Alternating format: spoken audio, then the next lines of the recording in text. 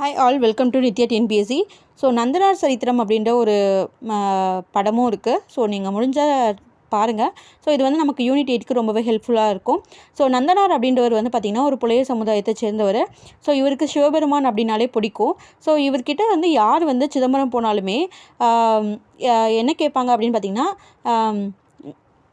நீங்கள் சிதம்பரம் போகிறீங்களா அப்படின்னு இவர் கேட்பார். ஸோ அதுக்கு வந்து நான் வந்து நாளைக்கு போவேன் அப்படின்னு வந்து நந்தனார் வந்து எப்போவுமே சொல்லிகிட்டே இருப்பாராம். ஸோ அதனால் இவருக்கு வந்து திருநாளை போவார் அப்படின்ற இந்த பேரும் இருக்குது. அது மட்டும் இல்லாமல் இவருக்கு வந்து சிதம்பரம் போகிறது வந்து ரொம்பவே பிடிக்கும்.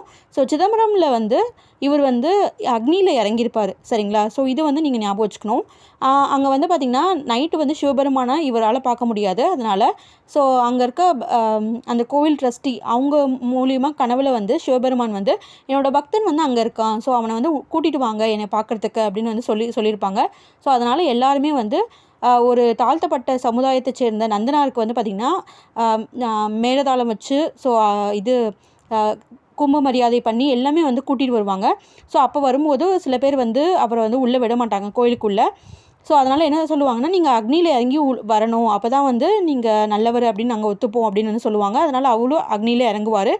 அக்னியில் இறங்கி தன்னை வந்து நிரூபிச்சிருப்பார். ஸோ அதுக்கப்புறம் வந்து சிவபெருமானை போய் உள்ளே போய் பார்க்க போகும்போது அவர் வந்து நெருப்பாக வந்து மாறிடுவார் அப்படின்றது தான்